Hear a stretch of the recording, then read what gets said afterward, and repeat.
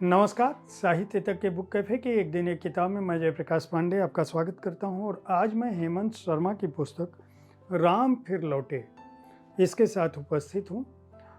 हेमंत शर्मा देश के जाने माने पत्रकार हैं। पुश्तैनी रिश्ता उनका अयोध्या से रहा है, जन्म से बनारसी हैं। काशी हिंदू विश्वविद्यालय से हिंदी में शोध की उपाधि पाने के बाद कुछ समय तक वहीं विजिटिंग प्रोफेसर रहे। समाज, प्रकृति, उत्सव, संस्कृति, परंपरा, लोक जीवन का ज्ञान जो है उन्होंने काशी में ही प्राप्त किया और शब्द, तात्पर्य और धारणाओं की समझ भी वहीं बनी, ऐसा उनका कहना है। 16 साल तक लखनऊ में हिंदुस्तान और जनसत्ता की संपादकी की, उसके बाद टेलीविज़न इंडस्ट्री से जुड़ गए और इस विशेष अवसर पर उन्होंने इस पुस्तक को इसलिए लिखा क्योंकि उनका मानना है कि अयोध्या पर उनका जो काम है वह ताला खुलने से लेकर मंदिर के निर्माण तक की जितनी भी गतिविधियां रही हैं उन सब को उन्होंने आंखों देखा, न केवल देखा बल्कि वहाँ वह मौजूद रहे, वहाँ की हर घटना में। इस पुस्तक से पहले, राम फिर लौटे से पहले, उनकी पुस्तक युद्ध में अयोध्या और अयोध्या का चश्मदीद इन दोनों नामों से आ चुकी है। राम फिर लौटे में कुल 8 अध्याय हैं और इन अध्यायों में वे बताना यह चाहते हैं कि दरअसल राम जो है वह भारत की प्राण शक्ति है। वह न केवल धर्म है यहाँ का, बल्कि धर्म जो है वह राम ही है और जो मानव चरित्र की जो भी श्रेष्ठता का जितना भी उद्धरण हो सकता है वह राम में दिखाई देता है। इसीलिए वह दूसरे अवतारों से अलग है। चाहे वह कष्ट हो, चाहे वह नियति हो, चाहे जीवन संघर्ष हो, और उन सब के बीच उनकी जो भव्यता है, जो दिव्यता है, वह वहाँ पर कायम है। अयोध्या में इस मंदिर के बनने का उद्देश्य क्या है? इस मंदिर के बनने का अर्थ क्या है? वहाँ पर राम की प्राण प्रतिष्ठा का अर्थ क्या है? वे राम के चरित्र के माध्यम से, उनके चरित्र चित्रण के माध्यम से, उस मंदिर को लेकर हुए आंदोलनों के माध्यम से बताने की कोशिश करते हैं।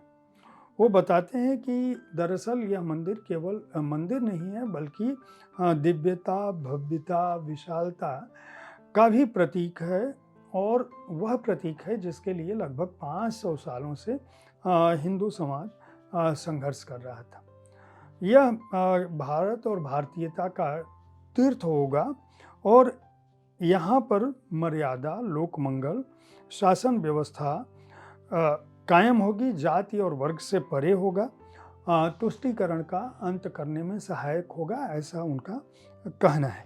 उनका कहना है कि यह मंदिर जो इसका नाभिकीय केंद्र है वह अत्याचार और अन्याय के नाश का प्रतीक होगा।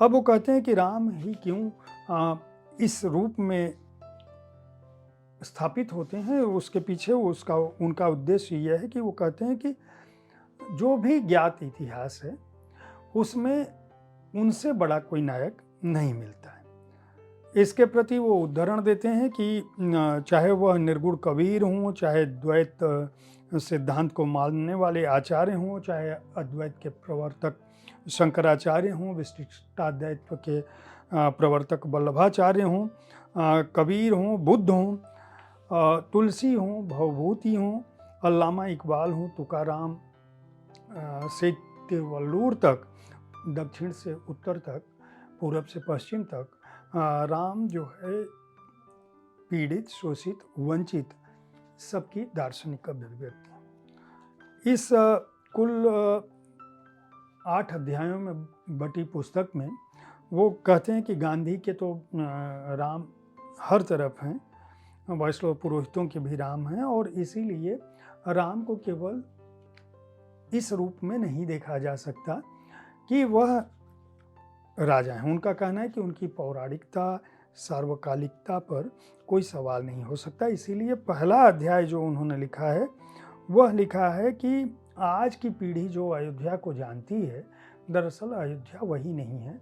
वह केवल बाबर के हमले या बाबर द्वारा निर्मित मंदिर है या वहाँ जो आक्रमण हुआ है वही अयोध्या नहीं थी।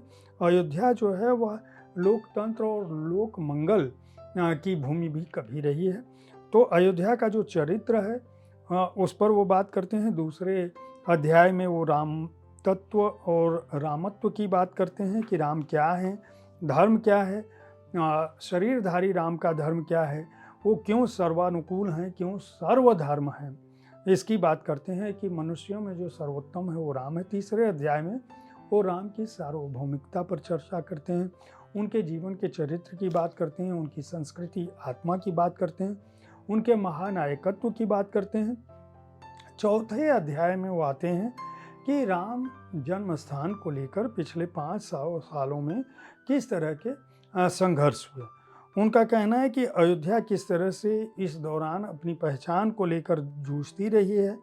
क्या कुछ मुग़ल दस्तावेज़ों में दर्ज है, क्या कुछ अंग्रेज़ों के अभिलेखों और गजेटियर्स में दर्ज है, क्या कुछ देसी अंग्रेज़ों ने समझा और किस तरह से युद्ध हुआ।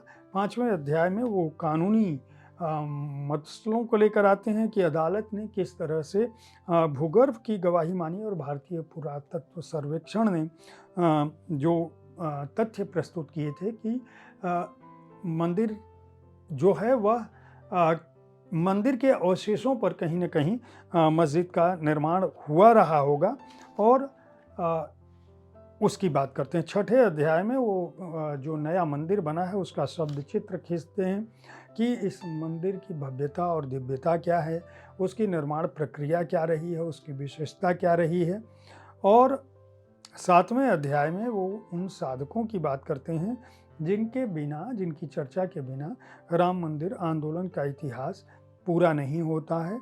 उन महानुभावों की बात करते हैं जो लोग इस आंदोलन में शामिल थे। और 8वें अध्याय में वो मंदिर मस्जिद के विवाद का जो कालक्रम है उसकी बात करते हैं और आधुनिक, पारंपरिक, प्रगतिशील और पुरातन इन सब के बीच वे इस बात का उल्लेख करने की कोशिश करते हैं कि अयोध्या का जो यह मंदिर है वह बदलते समय का प्रतीक है, बदलते युग का प्रतीक है और इसका सांस्कृतिक, धार्मिक, आध्यात्मिक महत्व है। और चूंकि उनका रिश्ता इस शहर से रहा है, इस आंदोलन से रहा है, इस मंदिर से रहा है, इसलिए उन्होंने यह पुस्तक बहुत तेज़ी से लिखी है।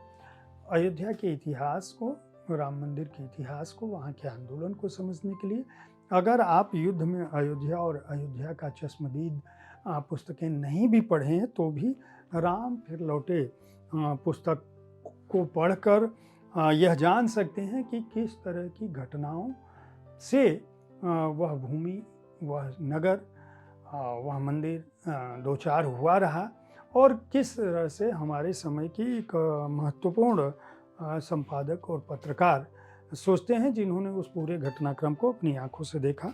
प्रभात प्रकाशन ने इस पुस्तक को प्रकाशित किया है। मूल्य 350 रुपये और पृष्ठ संख्या है 304। उम्मीद है साहित्य तक का यह एपिसोड आपको पसंद आया होगा। इस कार्यक्रम में आप किस तरह की पुस्तकों की चर्चा चाहते हैं, इसके बारे में अपनी राय से हमें ज़रूर अवगत कराएं। हमारी कोशिश होती है कि विविध विधाओं की पुस्तकों के साथ आपके पास हर दिन मैं पहुंचूं ताकि आपको अपनी पुस्तक चुनने में, अपनी पसंद की पुस्तक चुनने में आसानी हो। कल ठीक इसी समय ऐसी ही किसी एक कृति के साथ मैं फिर मिलूंगा।